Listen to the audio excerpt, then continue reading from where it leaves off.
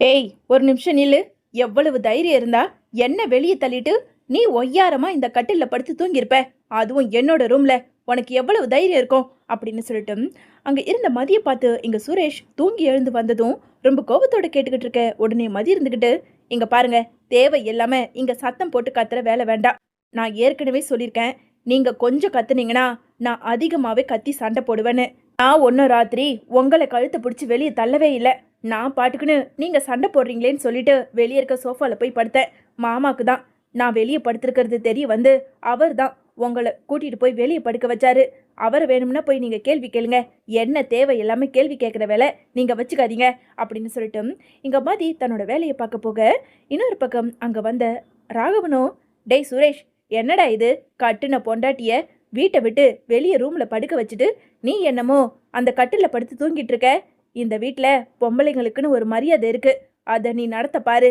தேவையில்லாத கட்டுன பொண்டாட்டிய உனக்கு பிடிக்கலங்கிறதுக்கு உன் இஷ்டத்துக்கு ஆட்டி படிக்காத, அவ்வளவுதான் சொல்லுவேன் அப்படின்னு சொல்லிட்டு இங்க ராகவன் சுரேஷை சொல்ல, சுரேஷுக்கோ இந்த மதியால நமக்கு வெளியவும் அவமானம், இந்த வீட்டுக்குள்ளேயும் அவமானம். இன்னைக்கு மாமா வரேன்னு சொல்லியிருக்காரு, அவரை வச்சு ஒரு முடிவை இவளுக்கு காட்டுறேன் அப்படின்னு சொல்லிட்டு இங்க சுரேஷ் தன்னோட மனசுக்குள்ள ஒரு முடிவு எடுத்துக்கிறாரு.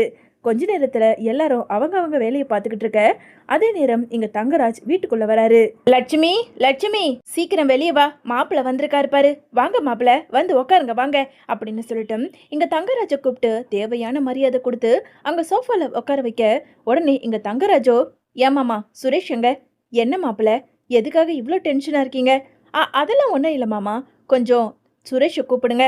டே சுரேஷ், மாமா வந்திருக்காரு, சீக்கிரமா வெளியே வா அப்படின்னு சொல்லிட்டு ராகவன் பேசிக்கிட்டு இருக்க, அதே நேரம் இங்க மதி நல்லாவே ட்ரெஸ் பண்ணிக்கிட்டு வெளியே வராங்க. வெளியே வந்த மதியை பார்த்ததும் அங்க இருந்த தங்கராஜோ ஒரு முறைச்சிக்கிட்டு இருக்க.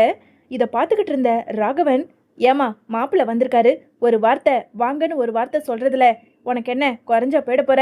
ஆமா, பேகை மாட்டிக்கிட்டு எங்க கிளம்பிட்ட அப்படின்னு சொல்லிட்டு அங்க இருந்த ராகவன் கேட்க, உடனே இங்க மதி இருந்துக்கிட்டு, அது நான் வேலைக்கு போகலான்னு இருக்கேன், காலேஜுக்கு போய் ரொம்ப நாள் ஆச்சுல, அதனால தான் கிளம்பிட்டேன் அப்படின்னு சொல்லிட்டு மதி சொல்ல, உடனே அங்கே லட்சுமி இருந்துக்கிட்டு, என்னது வேலைக்கு கிளம்பிட்டியா?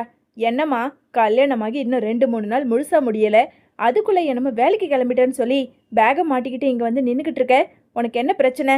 அதெல்லாம் இதுக்குள்ளே போக வேண்டாம், போய் வீட்டில் இருக்க வழியை பாரு. மலரு ஏகப்பட்ட வேலை கிச்சனில் வேலை செஞ்சுக்கிட்டு இருக்கா, அவளுக்கு கூட மாட வேலை செய்கிற வேலையை பாரு அப்படின்னு சொல்லிட்டு லட்சுமி பேசிக்கிட்டு இருக்க. உடனே அங்கே இருந்த பாக்கியராஜோ, அம்மா பாவம்மா, அந்த பொண்ணு எவ்வளவு நாளைக்கு தான் வீட்லேயே உக்காந்துக்கிட்டு இருக்கோம், அதுவும் இல்லாமல் சுரேஷ் அப்ப அந்த பொண்ணுக்கிட்ட சண்டை வலிச்சுக்கிட்டு இருக்கான். அப்படி இருக்கும்போது இந்த பொண்ணுக்கு வீட்டில் இருக்கவும் பிடிக்கல. சரி, அவளுக்கு சந்தோஷமா இருக்குன்னா வேலைக்கு போயிட்டு தான் வரட்டுமே, வீட்டு வேலையை மலர் பார்த்துப்பா, நீ கிளம்புமா அப்படின்னு சொல்லிட்டு அங்கே இருந்த பாக்கியராஜ் மதிக்கு சப்போர்ட் பண்ணி பேச, இன்னொரு பக்கம் இதை பார்த்துக்கிட்டு இருந்த அங்கே தங்கராஜோ அங்கே பாக்கியராஜை பார்த்து ஒரு முறைக்க, என்னது வேலைக்கு கிளம்பிட்டியா?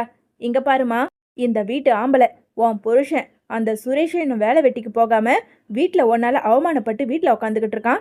நீ என்னமோ காலேஜுக்கு வேலைக்கு போகணும்னு சொல்லி இப்படி பேக மாட்டிக்கிட்டு வந்து நின்னா என்ன அர்த்தம்? ஏமாமா, நீங்கள் இதெல்லாம் கேட்க மாட்டீங்களா? என்ன மாப்பிள்ள, நானும் எவ்வளவு தான் சொல்கிறது, இந்த பொண்ணு கொஞ்சம் கோவப்படுதே தவிர யாரையும் புரிஞ்சு நடந்துக்கிறதே கிடையாது. நாம ஒன்று சொல்ல அந்த பொண்ணு நம்மளையே எதிர்த்து பேசுது, என்ன பண்ணுறது அப்படின்னு சொல்லிட்டு ராகவன் பேசிக்கிட்டு இருக்க. உடனே தங்கராஜோ அங்கே மதிய பார்த்து, இங்கே பாருமா, உன்னை நான் கொண்டு வந்திருக்கேன், தங்கராஜ் கொண்டு வந்த பொண்ணு ரொம்ப தங்கமான பொண்ணு, மரியாதை கொடுக்குற பொண்ணுன்னு புகுந்த வீட்டில் நல்ல பேரை வாங்கி கொடுக்குற வழியை பாரு, அதை விட்டுட்டு எதிர்த்து பேசுகிற வேலை வச்சுக்காத அப்படின்னு சொல்லிட்டு இங்கே தங்கராஜ் பேசிக்கிட்டு இருக்க. முறைச்சிக்கிட்டே இருந்த மதியோ இங்கே தங்கராஜை பார்த்து, எனக்கு மரியாதை எப்படி கொடுக்கணும்னு நல்லாவே தெரியும், எனக்குன்னு அட்வைஸ் யாரும் பண்ண வேண்டாம் அப்படின்னு சொல்லிட்டு இங்கே மதி அங்கே தங்கராஜை செருப்பால் அடிக்காத குறையா ரொம்ப கோவத்தோட பேசிக்கிட்டு இருக்க. உடனே இங்கே தங்கராஜோ, சரி, நான் வந்த காரியத்தை சொல்லிடுறேன், சுரேஷ் வாடா, சீக்கிரமா போய் குளிச்சுட்டு வா, உன் பொண்டாட்டி மதியை கூட்டிட்டு போய் உன் மேலே போட்ட கேஸை வாபஸ் வாங்க சொல்லிட்டு அதுக்கப்புறம் உனக்கும் அந்த வேலை மறுபடியும் கிடைச்சிரும்ல அப்படின்னு சொல்லிட்டு அங்கே தங்கராஜ் சொல்ல, இதை கேட்டதும் மதிக்கு ரொம்ப அதிர்ச்சியாக இருக்கு. என்னது, நான் கேஸை வாபஸ் வாங்கணுமா? முடியாது, என்னால் இந்த கேஸை வாபஸ் வாங்கவே முடியாது அப்படின்னு சொல்லிட்டு இங்கே மதி ரொம்ப கோவத்தோட அங்கே தங்கராஜை பார்த்து பேச, உடனே லட்சுமி இருந்துக்கிட்டு, என்னம்மா இது, உன் புருஷன் வேலை வெட்டி இல்லாமல் வீட்டில் உக்காந்துக்கிட்டு இருக்கான், 4 பேர் முன்னாடி அவமானப்பட்டு இருக்கான், அந்த அவமானத்தெல்லாம் துடைக்கணும்னா நீ அந்த கேஸை போய் வாபஸ் வாங்கினா தானே. புருஷன் வீட்டில் இருந்துட்டு பொண்டாட்டி வேலைக்கு போனா 4 பேர் அக்கம் பக்கம் இருக்கவங்க நம்ம குடும்பத்தை தான் கேவலப்படுத்தி பேசுவாங்க. சுரேஷ் வெளியே தலையை காட்ட முடியாது. மாப்பிள்ளை சொன்ன மாதிரி நீ போய் அந்த கேஸை வாபஸ் வாங்கிடு.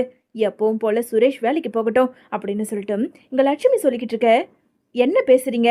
இவரு தப்பு பண்ணிருக்காரு. கட்ட பஞ்சாயத்து மாதிரி இருந்து அவங்க மாமா கூட சேர்ந்துக்கிட்டு தேவையில்லாத காரியத்துல இறங்கி அந்த பையனை அடிச்சிருக்காரு. அந்த பையனும் ஹாஸ்பிட்டல்ல அட்மிட் ஆயிருக்கான். அப்படி இருக்கும்போது எதுக்காக நான் கொடுத்த கேஸ் வாபஸ் வாங்கணும்? இவருக்கான தண்டனை காலம் முடியட்டும். இவர் ஒன்றும் வேலையை விட்டு தூக்கலையே, சஸ்பெண்ட் தானே பண்ணியிருக்காங்க. காலம் வந்ததுக்கு அப்புறம் அவங்களே கூப்பிட்டு இவருக்கு வேலையை கொடுப்பாங்க.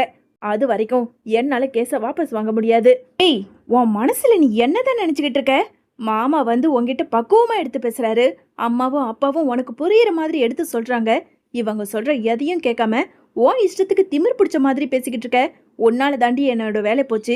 நீயே வந்து எனக்கு வேலையை வாங்கி கொடு. இல்லைன்னு வச்சுக்கோ, நீ இந்த வீட்டிலே இருக்கக்கூடாது.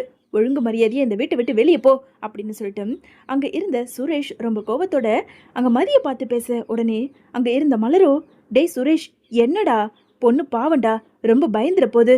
இங்க பாருங்க அத்தை, அவளே பாவம். ஏதோ ஏற்கனவே சுரேஷை பிடிக்காம கல்யாணம் பண்ணிக்கிட்டு அவ பயந்துக்கிட்டு இந்த வீட்டில் வாழ்ந்துக்கிட்டு இருக்கா. இதுல தேவையில்லாம கொஞ்ச நாள் விட்டு பிடிங்க. அதுக்குள்ள கண்டிப்பா மதி மனசு மாறி சுரேஷ் மேல கொடுத்த கேஸை வாபஸ் வாங்குவா. அதை விட்டுட்டு எல்லாரும் சேர்ந்து அந்த பொண்ணை இப்படி கோவத்தோட பேசிக்கிட்டு இருந்தா அந்த பொண்ணு பயந்துராதாத்த. என்னங்க, நீங்களாவது எடுத்து சொல்லுங்க அப்படின்னு சொல்லிட்டு மலர் அங்க மதிக்காக சப்போர்ட் பண்ணி பேச, இதை பார்த்துக்கிட்டு இருந்த தங்கராஜோ, ஓ அப்போ என்ன தவிர இந்த வீட்டில் எல்லாருமே அவங்க முடிவு எடுக்க ஆரம்பிச்சிட்டிங்க போல இருக்கு. என்ன மாமா? ஏ மலரு, என்ன மாப்பிள்ள வந்து பேசும்போது நீ குறுக்க வந்து புதுசா பேசிக்கிட்டு இருக்க? டேய் பாக்கியராஜ், உன் பொண்டாட்டிய கொஞ்சம் அடக்கி வை. தேவையில்லாத இந்த மலருக்கு ரொம்ப தான் சப்போர்ட் பண்ணிக்கிட்டு வரா. அம்மா, இப்போ மலர் அப்படி என்ன சொல்லிட்டா? மதி இப்போதைக்கு கேஸ் வாபஸ் வாங்க மாட்டேன்னு சொல்லிட்டா. கொஞ்ச நாள் விட்டு பிடிங்கம்மா. மலர் சொன்ன மாதிரி மதி மனசு மாறினதுக்கு அப்புறம் சுரேஷ் மேல கொடுத்த கேஸை வாபஸ் வாங்கிடுவா. டேய் என்னடா, வர வர இந்த வீட்டில் உன் பேச்சும் சரியில்லாம இருக்கு. உன் தம்பிக்காரன் வேலை வெட்டி இல்லாம இருக்கான். நீ மட்டும் வேலைக்கு போனா போதுமா? ஒன்னு அக்கம் பக்கம் இருக்கவங்களாம் பெருமையா பேசணும். இதுவே உன் தம்பி வேலை வெட்டிக்கு போலன்னா அக்கம் பக்கம் இருக்கவங்களா 4 பேர் காரி துப்ப மாட்டாங்களா? ஏன்டா இப்படி நடந்துக்கிற? பொண்டாட்டி தாசனா மாறிட்டியா அப்படின்னு சொல்லிட்டு இங்க ராகவன் கேட்க, உடனே தங்கராஜ் இருந்துக்கிட்டு, என் தங்கச்சியை கொலை பண்ண நாயெல்லாம் இந்த இடத்துல வந்து பேசிக்கிட்டு இருக்கு. ஏமா இங்க பாரு, இந்த வீட்டில் நான் எடுக்கிறது தான் முடிவு. என்னமாமா சொல்றீங்க? ஆமா மாப்பிள்ள, நீங்க சொல்றது தான் முடிவு மாப்பிள்ள.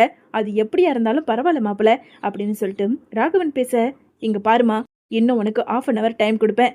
சீக்கிரமா முடிவு எடுத்துட்டு சுரேஷ் மேல கொடுத்த கேஸை வாபஸ் வாங்க வழியை பாரு. இந்த இடத்துல தான் உக்காந்துக்கிட்டு இருப்பேன் அப்படின்னு சொல்லிட்டு அங்க இருந்த மதியை பார்த்து தங்கராஜ் பேச, வேற வழி இல்லாம அங்க மதியோ ரொம்ப கோவத்தோடவே ரூமுக்குள்ள போறாங்க. என்ன மாமா, வந்து இவ்வளவு நேரம் ஆகுது, ஒரு காஃபி போட்டு கொடுக்க கூட இந்த வீட்டில் ஆள் இல்லையா அப்படின்னு சொல்லிட்டு இங்க தங்கராஜ் அங்க லட்சுமியை பார்த்து கேட்க, உடனே லட்சுமியோ, ஏ மலரு மலரு அப்படின்னு சொல்லிட்டு குரல் கொடுக்க, அத்தை நான் பாத்ரூம்ல குளிச்சுக்கிட்டு இருக்கேன். சரி சரி குளி, நான் மதியை கூப்பிட்டுக்கிறேன் அப்படின்னு சொல்லிட்டு எழுந்து போய் அங்க மதி ரூமோட கதவை தட்ட, மதியோ வெளியே வராங்க. மதி, இங்க பாரு, மாப்பிள்ளை வந்து ரொம்ப நேரம் ஆச்சு. வந்ததுல இருந்து மாப்பிள்ளை ரொம்ப கோபமா இருக்காரு. போய் அவருக்கான காஃபியை நல்ல திடமா போட்டு எடுத்துட்டு வந்து கொடு அப்படின்னு சொல்லிட்டு அங்க மதி கிட்ட லட்சுமி சொல்ல, மதியோ ரொம்ப கோவத்தோட வந்த ஆத்திரத்துக்கு அங்க இருந்த காஃபியை போட்டு எடுத்துக்கிட்டு வர, அதே நேரம் அங்க நடந்த எல்லாத்தையும் யோசிச்சு பார்க்க, இந்த வீட்டில் இந்த தங்கராஜுக்குன்னு ஒரு மரியாதை இருக்கு.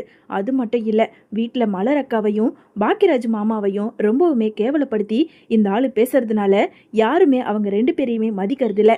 இந்த ஆளுக்கு சரியான பாடத்தை புகட்டினாதான் சரிப்பட்டு வரும் அப்படின்னு சொல்லிட்டு எடுத்துட்டு வந்த காஃபியை வேக வேகமா நடந்து வர மாதிரி எதையோ தடிக்கு விழற மாதிரி அப்படியே சுட சுட காஃபியை அங்க உக்காந்துக்கிட்டு இருந்த தங்கராஜ் மேலையும் ஊத்திடுறாங்க.